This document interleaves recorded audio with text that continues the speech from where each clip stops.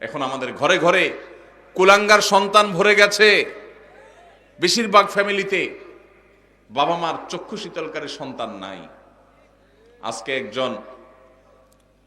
একটা বিশ্ববিদ্যালয়ের সাবেক ভিসি তিনি আজকে বলছিলেন যে আমার বাবা আমাদেরকে ছোটবেলায় যখন খেলতে বের হতাম, স্কুল কলেজে পড়ার সময় বলতেন মাগরিবের আগে আগে বাসায় আসবা,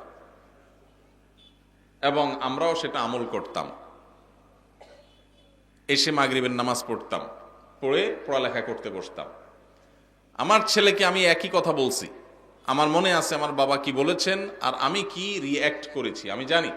এখন ছেলেকে বললাম একই কথা, বাবা মাগরিবের আগে বাসায় আসতে হবে।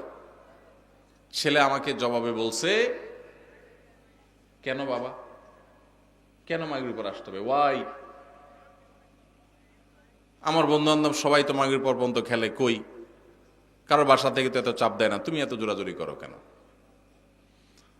তো আমি তার কথা শুনে বললাম, আপনার বাবা, ওই ভদ্রলোককে বললাম, আপনার বাবা আপনাকে এত বেশি খাবার নিয়ে পিছনে পিছনে দৌড়াইতে পারে নাই, আপনি আপনার ছেলে পিছনে যতটা দৌড়াইছেন। উনি বলেন সঠিক। আমি বললাম, আপনার বাবা আপনাকে প্রতিবেলা এত মাছ গোশ খাওয়াইতে পারে নাই, আপনি আপনার ছেলেকে যত বেশি মাছ গোশ খাওয়াইতে পারছেন। আপনি একটা বিশ্ববিদ্যালয়ের ভাইস চ্যান্সেলর মানুষ, আপনি আপনার ফিনান্সিয়াল ক্যাপাসিটি খুব বেশি হওয়ার কারণে ছেলেকে শহরে রেখে যত তুলতুলে জীবন দিতে পেরেছেন, আপনার বাবা আপনাকে এতটা সুখ দিতে পারেন নাই।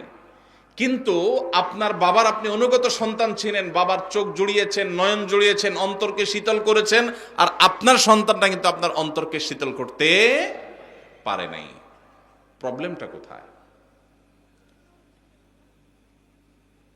আমরা যারা আমাদের বয়সী যারা আছেন এখানে, বা আরো যারা সিনিয়র মুরব্বীরা আছেন এখানে 45, 50 বা আরো উপরে, আমাদের অনেকের বাবা মা 3 বেলা ভালো করে খাবার দেওয়া আমাদেরকে তাদের জন্য কষ্টকর ছিল।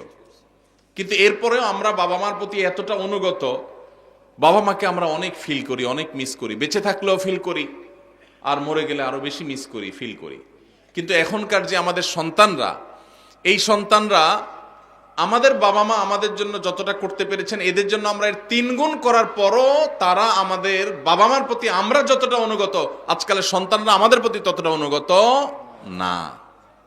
কারণটা কি ভাইরা আমার? সবই তো দিয়েছি, সবই দিয়েছি। আমার বাবা মা যা দিতে পেরেছে আমি তার চেয়ে বেশি দিয়েছি। তাহলে কৃতজ্ঞতা আদায় করতে গিয়েও তো অন্তত আমি আমার বাবার মধ্যে যতটা অনুগত, সন্তান আরো বেশি অনুগত হওয়ার কথা ছিল, কিন্তু হচ্ছে না। এর কারণ কি? এর কারণ বিশ্লেষণ করা অনেক লম্বা আলোচনার ব্যাপার।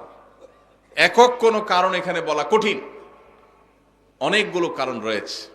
এর ভিতরে একটা কারণ হলো আমাদের এই সমাজ ব্যবস্থা, এটা পশ্চিমা সংস্কৃতি দ্বারায় এত বেশি প্রভাবিত হয়ে গেছে যে আমাদের সন্তানরা এখন তারা এদেশীয় সংস্কৃতি, এদেশে মানুষের কৃষ্টি, কালচার, সভ্যতা, এদেশের মানুষের তাহজিব, তামাদ্দুন এবং অ্যাজ এ মুসলিম ইসলামের যে কৃষ্টি কালচার, সেই জায়গা থেকে অনেক দূরে সরে গেছে। আমাদের তরুণদের একটা বড় অংশ তারা বিপদগামিতার দিকে চলে গেছে।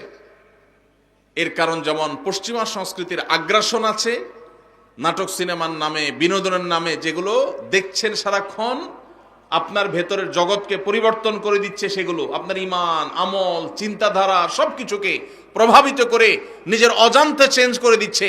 আপনি মুসলমান থাকছেন নামে আর খোলসে, ভেতর থেকে আপনাকে পরিবর্তন করছে, আপনি টেরও পাচ্ছেন না। আপনার সন্তানকে আপনি শিক্ষা দিচ্ছেন, স্কুল, কলেজে, ইউনিভার্সিটিতে শিক্ষা নিতে গেছে যে সন্তান, সেখান থেকে শিক্ষার উপরে ভর করে পশ্চিমা যে সংস্কৃতি আসছে সেটাও সে ধারণ করেছে, শিক্ষিত হচ্ছে, পাশাপাশি সে পশ্চিমা ধ্যান ধারণায় বিশ্বাসী হচ্ছে। এর ফলশ্রুতিতে ইসলামের যে ট্র্যাক, ইসলামের যে সুমহান শিক্ষা, সেই শিক্ষা থেকে বঞ্চিত হয়ে ধ্বংস হয়ে যাচ্ছে।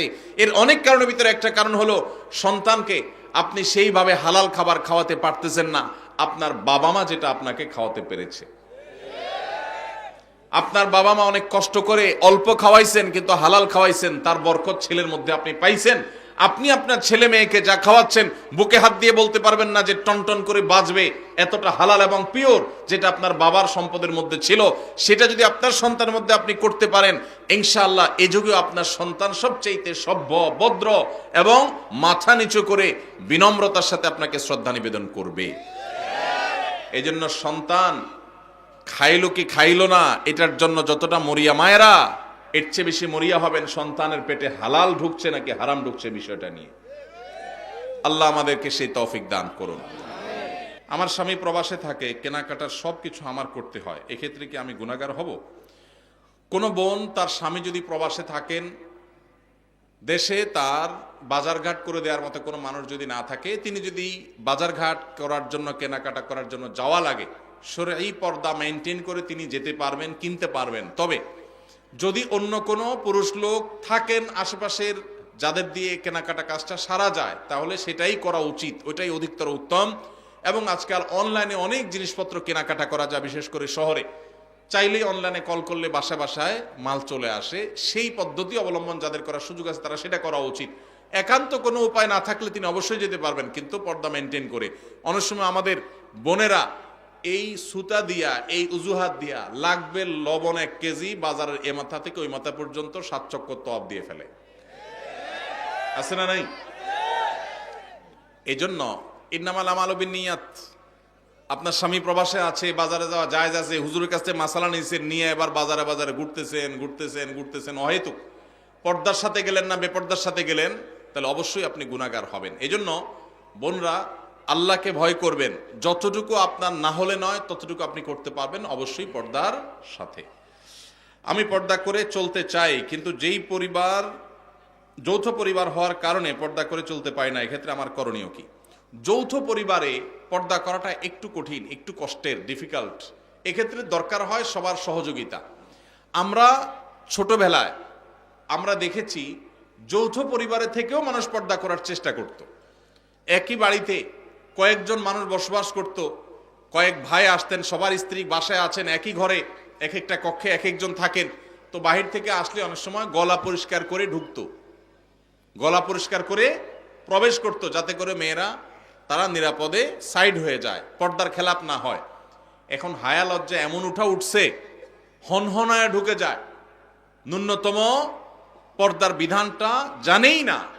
এটা মুসলমানদের জন্য লজ্জা। যৌথ ফ্যামিলিতে থেকে পর্দা করা সম্ভব যদি সবার সহযোগিতা থাকে।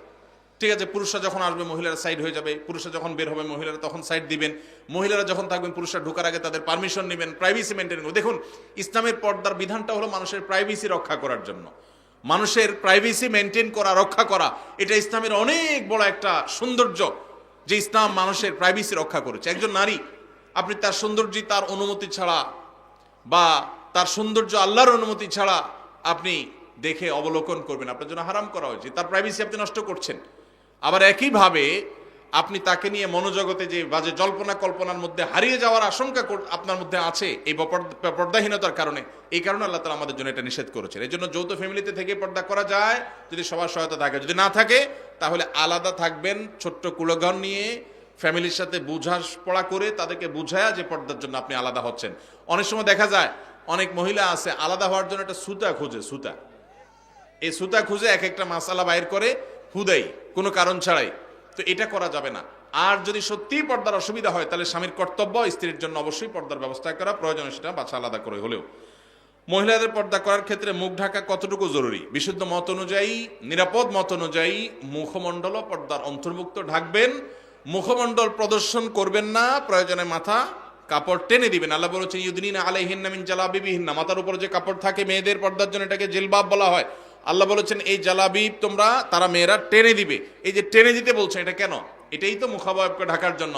আম্মা জানা আয়েশা রাদিয়াল্লাহু তাআলা বলেছেন, হজের সময় আমি যখন নবীজি সাল্লাল্লাহু আলাইহি ওয়াসাল্লামের সাথে হজ করেছি, সেই বছর আমি এহরামরত অবস্থা মেয়েদের জন্য মুখ উন্মুক্ত রাখতাম। যখনই কোনো পুরুষ চোখের এরিয়াতে চলে আসতো তখন আমি কাপড় টেনে দিতাম। এখান থেকে বোঝা যায় তারাও মেয়েদের চেহারার পর্দা করতেন। এটাই হলো অধিকতর বিশুদ্ধ এবং অধিকতর আপনার নিরাপদ মত। এজন্য বোনরা পর্দা যখন করবেন মুখমণ্ডলও ঢাকার চেষ্টা করবেন, সেটা হবে এ ক্লাসের পর্দা। যারা সেটা করতে পারছেন না, অন্তত শুরুটা করেছেন, অবশ্যই তাদেরকে আমরা অ্যাপ্রিসিয়েট করব।